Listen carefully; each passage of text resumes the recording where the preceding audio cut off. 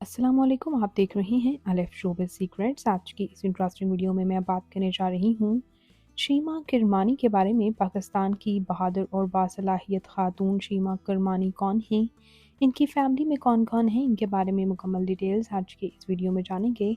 तो उससे पहले अगर आप मेरे चैनल अलिफ शोबिज़ सीक्रेट्स पर नए हैं तो मेरे चैनल को ज़रूर सब्सक्राइब कर लें। शीमा किरमानी 16 जनवरी 1951 को रावलपिंडी में पैदा हुई। इनके वालिद पाक फ़ौज में ब्रिगेडियर थे, इसलिए इनकी तालीम मुख्तलिफ शहरों के स्कूलों में हुई। बचपन में वो जब छुट्टियों में अपने नाना नानी के घर भारत जाती थीं तो वहीं से इन्हें मौसीकी और फ़नून लतीफ़ा से मोहब्बत हुई।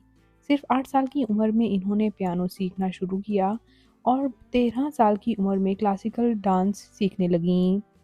आहिस्ता आहिस्ता वो भरतनाट्यम की माहिर बन गईं। ये सफ़र आसान नहीं था, ख़ास तौर पर जब वो पाकिस्तान में ज़िया-उल हक़ के दौर में पाबंदी थी, मगर शीमा ने हिम्मत नहीं हारी और अपने फ़न को जारी रखा। इन्होंने 1984 में अपनी पहली सोलो परफॉर्मेंस दी और बाद में भारत जाकर मज़ीद तरबियत हासिल की। वो सिर्फ डांसर ही नहीं बल्कि उस्ताद, हदायतकार और अदाकारा भी बनी। इन्होंने कराची में कायम किया तहरीक निस्वां, जिसका मकसद ख़वातीन के हकूक़, तालीमी और बराबरी के लिए आवाज़ उठाना थी।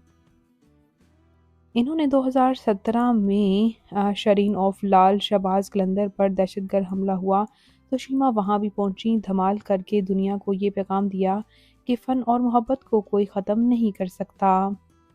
बाद अज़ा पसूड़ी गाने में भी वो आज सामने आईं। ज़ाती ज़िंदगी में वो थिएटर आर्टिस्ट खालिद अहमद की अहलिया हैं।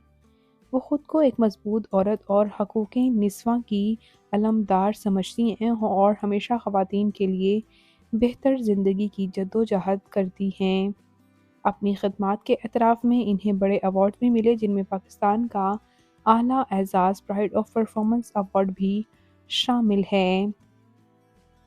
आपको शीमा किरमानी कैसी लगती हैं, कमेंट्स में ज़रूर बताइएगा और मज़ीद इंटरेस्टिंग वीडियोज़ के लिए मेरे चैनल अलिफ शोबिज़ सीक्रेट्स को ज़रूर सब्सक्राइब कर लें। अल्लाह ने के बाद।